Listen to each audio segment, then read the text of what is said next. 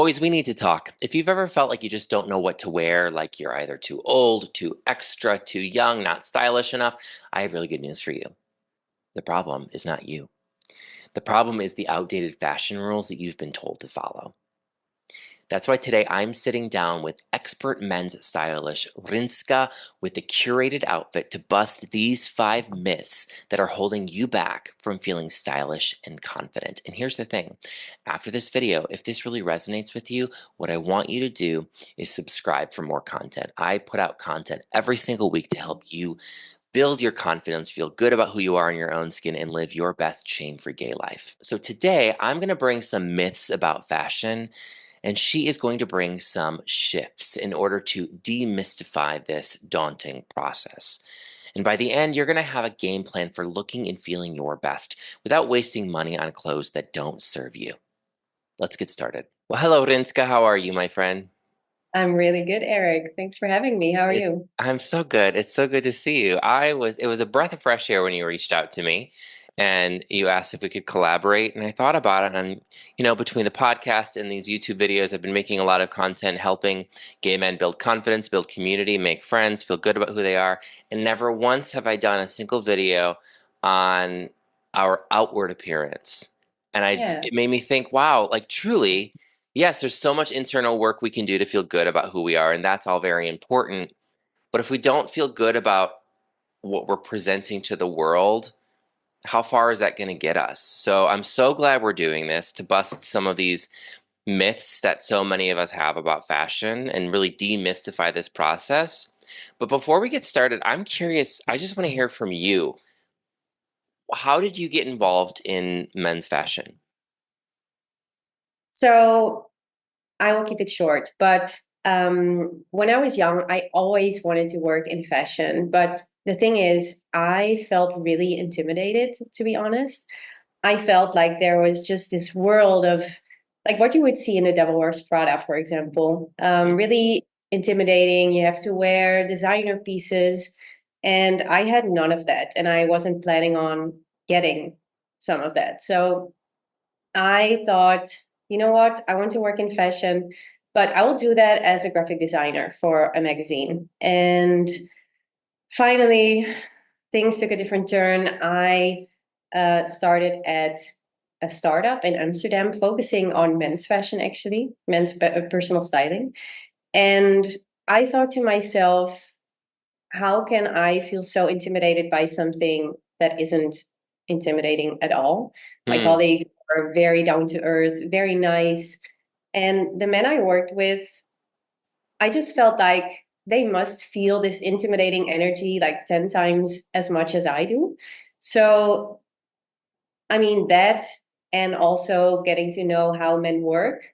Um, yeah, that brought me to working with men and preferring to work with men, actually. I just really like straightforward communication and, yeah, really debunking this whole intimidating energy that has kept me back from going into fashion.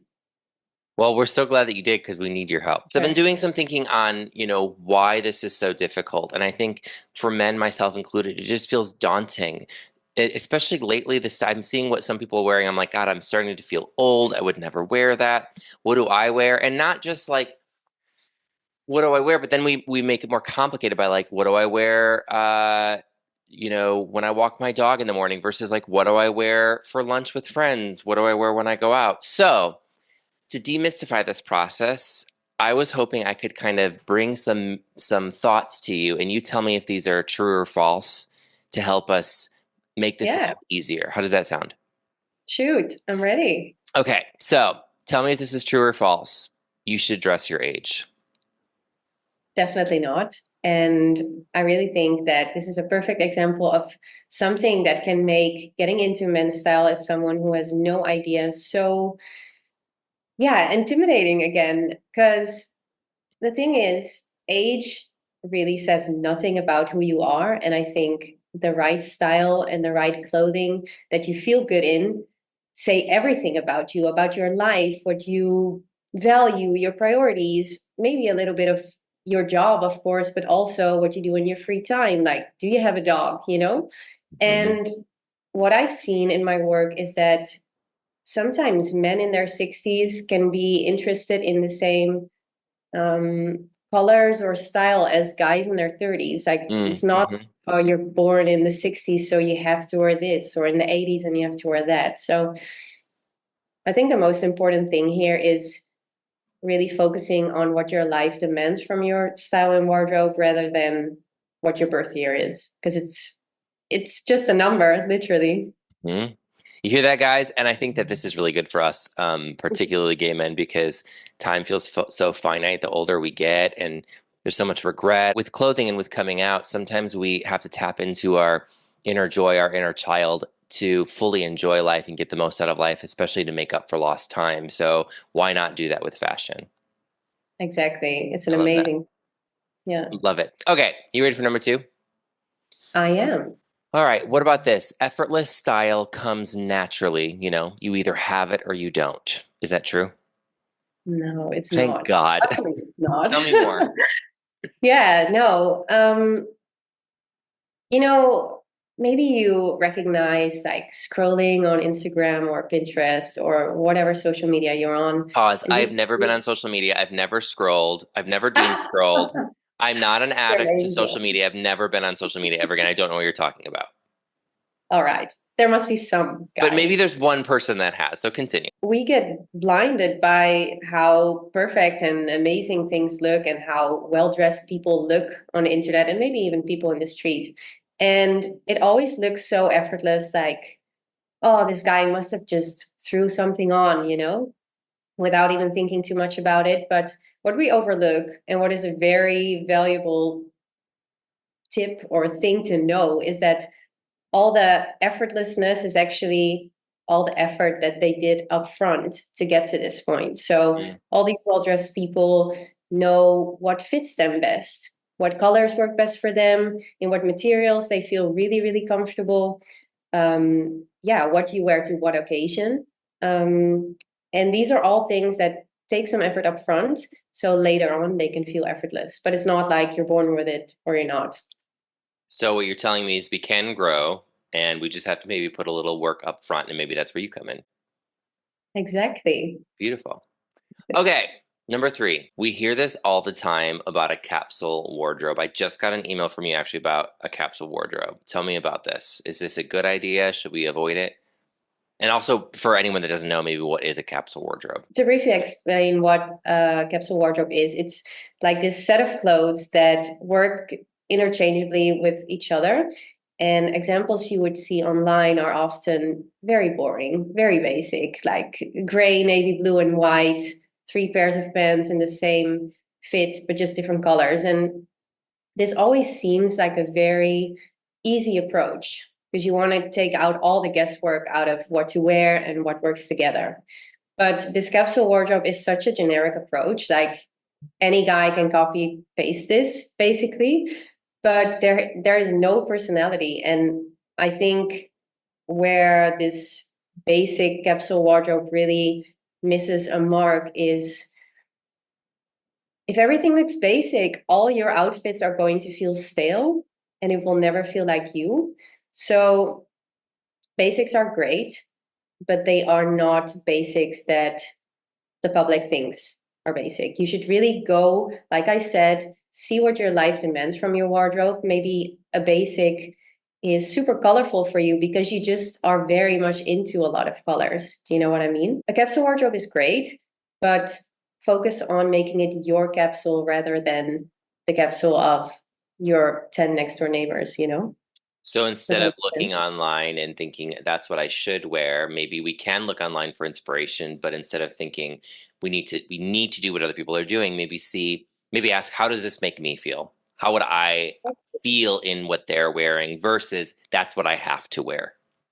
Exactly. And I think the whole point about refining or rediscovering your personal style is focusing on yourself because that's who it's all about and not keep track of what everyone is doing, what kind of trend is in right now. Really focusing on what makes you feel good, like you say. I will say that whenever I think of fashion, I think of money. And I think, oh my gosh, well, if I want to look better, I have to buy more things to finally feel good in my own skin. So is this true? Like, is there a way to save money? Do I have to buy more clothes to feel good? No, I don't think the approach is the more the better. Definitely not, because you can have so many options, but if they don't hold up well or they don't work together, like you're nowhere.